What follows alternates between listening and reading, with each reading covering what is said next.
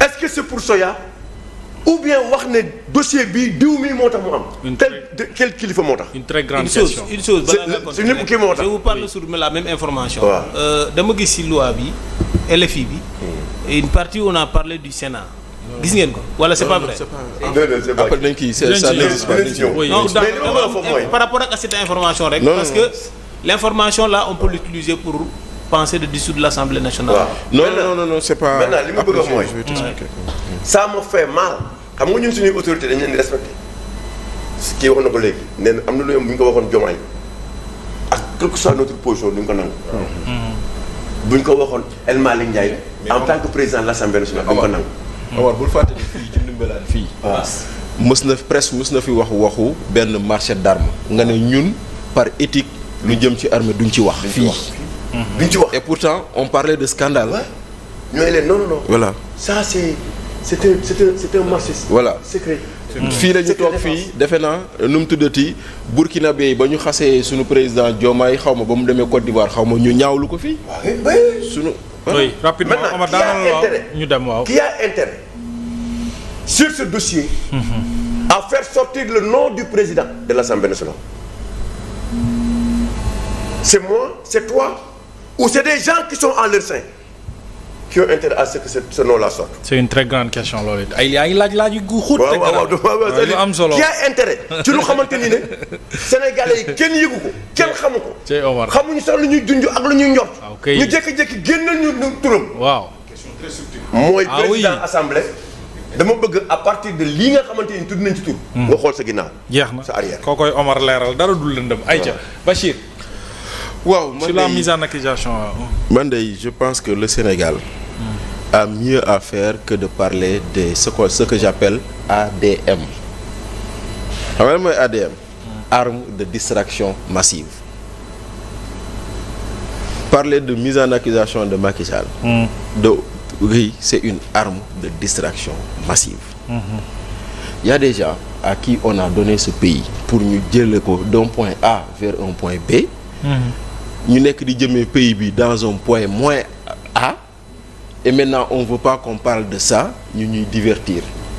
Parce que tous les jours on va nous soulever une question parce que en réalité dinañ ci ñëw léegi. Quand on entrera sur l'affaire du FMI je vous dirai pourquoi on veut pas le véritable problème dans le FMI bëgguñu ko ci wax dinañ ci agsi léegi. Bien sûr rapidement. Voilà. Mais dans cette affaire là qu'on appelle mise en accusation de Macky Sall semaine passée fii laa leen won ni sur l'affaire ArcelorMittal semaine passée laa koy wax. Et pourtant c'est ce qu'on a agité pour expliquer pourquoi Macky doit aller léegi comme boobu noonu c'est tombé à l'eau da ngay dégg ñu naan leen woy événement yi fi xewoon mars ba tey xam nga tey ji ñu ngi koy wax waa ñoo lànk ñu ngi leen di féliciter tey def nañ marche. oui. Imaginez mbooloo moom bu taxawoon ne nañ dem songi Auchan bi policiers yi lu ñu def dañ leen di seetaan. déedéet. ils sont là pour maintenir l'ordre. Imaginez mbooloo moom bu taxawoon ñu ne leen doo leen marche ñu génn marche par force policiers dañ leen di seetaan. Non, ils vont maintenir l'ordre. Ils vont maintenir l'ordre. Bien sûr. Imaginez qu'on dise qu'on va attaquer le TER, on va attaquer le BRT. Qu'est-ce qui va se passer? Maintenant, on va vouloir dire que quelqu'un a réagi proportionnellement à la dimension d'une attaque et après on veut l'accuser de haute trahison sur ça. Quand même, je pense que ñun, Sénégal, quelque part même une responsabilité bi mu assumé jël ko. Mais oui, point barre. Point barre. Man ça me rappelle une fois xam nga Omar Sow xam na bu baax li may wax ndaxte ñoom ay pël lañ xam nga pël nag dafa dee ci xolam. waaw bañ nekkee xale nii man sama dafa amoon ay nag quoi. léegi ñu amoon benn nag boo xam ne dafa lekkoon mbuus.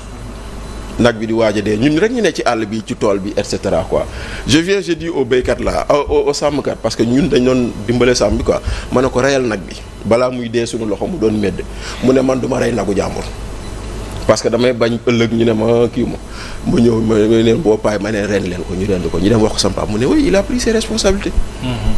Face à une situation donnée l'urgence demandait ça tu l'as fait maintenant peut-on reprocher à quelqu'un d'avoir agi conformément à ce que l'urgence recommandait. Oui. Léegi aujourd'hui leneen loo mënti wax ci Macky Sall loo ko war a mën a toppee day fekk ña mu doon liggéeyandoo nga topp leen ci ba pare préalablement. te loolu laa gisagul. ndaxte tey jii si tu oui si tu dis par exemple merci si tu dis par exemple que Covid bi Macky Sall da cee def haute trahison. day fekk nga déterminer la culpabilité des ministres. or yow Covid bi mënoo si jàpp kenn ña nga si jàpp ñëpp tu vas les libérer.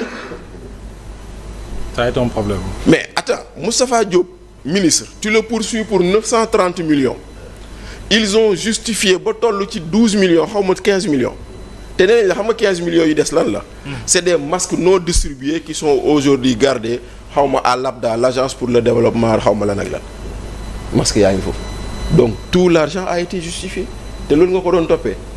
ceeb nga doon toppee Mansour Faye sur 3 milliards et nangam presque anamu tey contestation sérieuse bàyyi nga ko mu ñibbi donc y a rien de solide donc si loo mënul jàpp ministre ci loo mënul tëj ministre est-ce que war nga cee mën a tëj président lu dul nga def loo xam ne lii acte politique la moo tax man ma naan leen. kenn kott dong moo mën a tëj président de la république muy président Diomaye. oui parce que tey jii nii même si les députés parce que Guy Marius Sagna jéemoon na ko xam nga nag nekk assemblée ak xam règlement intérieur aussi ndekete dafa wuute yow xam woon ni sax c'est une commission qui doit demander la résolution. yow dugal nga sa lettre de demande de mise en de résolution. Elle n'a même pas été étudiée. Très bien. boo ko étudier woon. dañuy soumettre gouvernement pour avis. C'est ça. C'est-à-dire que c'est pas les députés qui vont dire on vote, c'est le gouvernement qui va venir défendre la mise en accusation. C'est ça. kon tey jii nii même bu dee proposition de loi la. bu jógee ci député il faut que le gouvernement vienne. Oui. Donc bi tam même chose lay doon. Donc ça veut dire quoi? Ça veut dire que le président de l'Assemblée nationale ou le Parlement ou le groupe au pouvoir à l'Assemblée bu ñu defee seen mise en accusation dañ koy jébbal président mooy naan waaw wala déet.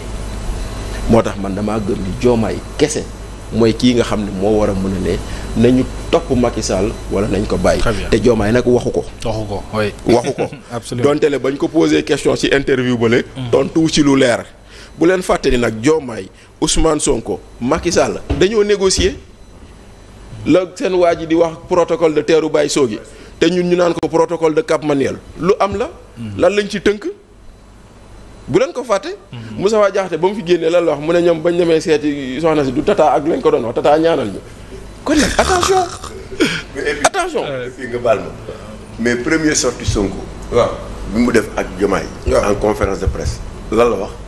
Macky Sall bu ko kenn Macky Sall bu ko kenn. bu ko kenn laal seen bàyyi leen jàmm notre adversaire c'est qui. Amadou Ba moo ko waxoon. très bien alors Moussa Aliou plutôt Aliou Sow yow it ñu dalal la ñu ngi toll ci mise en accusation bi ñu soulevé en milieu de semaine par rapport ak président Macky Sall devant la haute cour de justice. ba di leen sant bu baax a baax. jërëjëf fi la waree. alors c'est-à-dire que man. vraiment dafa am loo xam ne dafa nekk suma xel. dëkk bi dafa am problème dëkk bi doxul les